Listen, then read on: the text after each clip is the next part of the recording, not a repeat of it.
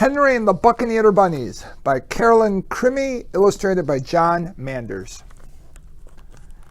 Cruising the seven seas on a rickety old ship called the Salty Carrot sailed a wild, rowdy band of Buccaneer bunnies. They were bad, bad bunnies, all right.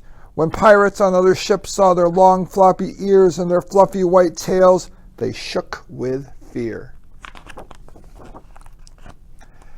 The captain of the Salty Carrot was Barnacle Blackear, the baddest bunny brute of all time. Blackear was proud of his wooden paw, his golden earrings, and his mean reputation. What Blackear was not proud of was his son Henry. Instead of performing his proper pirating duties, Henry was more interested in reading the books the Buccaneer stole from other ships. "Shout, shiver me timbers!" Blackear ordered. "I'd rather finish this chapter," said Henry. "Make this prisoner walk the plank." "Can't I just read about it?" asked Henry. "Find yourself a parrot for your shoulder. First, I need to read up on parrot care," said Henry. "Buccaneer bunnies don't need books," said Blackear. "Toss them overboard," he yelled to the other bunnies. "No, wait," cried Henry. "Let me just finish them first." "Avast," cried Blackear. "Swab the decks until you come to your senses." And so Henry swabbed the decks, day after day, while reading some of his favorite books, like Rabbits and Crusoe and 30 Days to Longer Ears. "Bet you can't learn how to do this from a book," Jean the Hare said while sharpening his hook. Henry sighed and turned the page. "You'll never find booty like this in a book," Calico Jackrabbit told him, holding up his stolen loot. Henry shrugged and turned the page. "Can't do this with a book in your paw," Bartholomew Bunny said while sanding his peg leg. Henry just turned another page. As much as he loved his books, Henry was a very lonely Buccaneer bunny, if ever there was one. Then one morning he looked up at the red sky and wriggled his little pink nose. He heard the parrot squawk and saw fish jumping out of the water. "If my books on meteorology are correct, those signs mean a big storm is heading his way," he thought.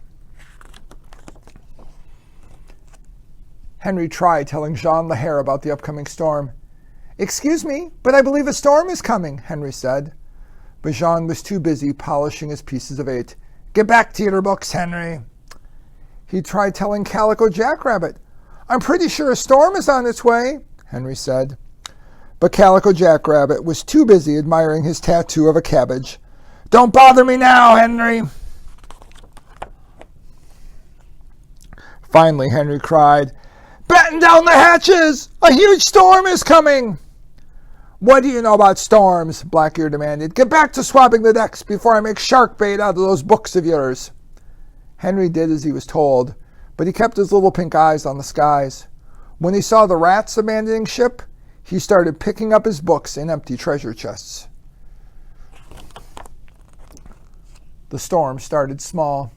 A few low grumbles of thunder, a spike of lightning, then suddenly a crashing, bashing, thrashing wildcat of a hurricane broke loose. It shook the ship. "Suffering sea dogs!" It mangled the mast. "Great blimey bilges!" It slashed the sails, damaged the deck, and ripped up the rickety old Salty Carrot. All that was left floating on the choppy waters were a bunch of soggy bunnies and Henry's treasure chest filled with books.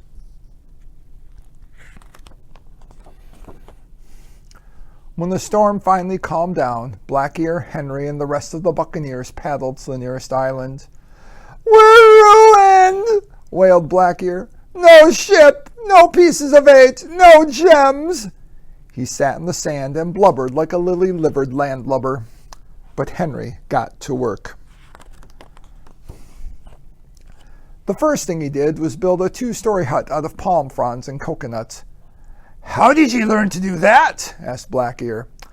"I read it in 101 Things to Do with Palm Fronds and Coconuts," replied Henry. Next, he built a fire and cooked up a tasty seaweed stew. "Blimey," said the hungry bunnies. "Where did you learn that?" I found the recipe in Quick and Easy Meals for Marooned Pirates, said Henry. Then he made them all fetching garments from the bits and pieces he had salvaged from the shipwreck. We look like gentle bunnies, we do. What swank swashbucklers we are. Arr, and it's all from them land-lubbing books, said Black-Ear, shaking his head. Henry taught Black-Ear and the Buccaneer bunnies all kinds of useful things, like how to plant carrots, make the best sandcastles, and build boats out of palm fronds. Soon they built a new ship,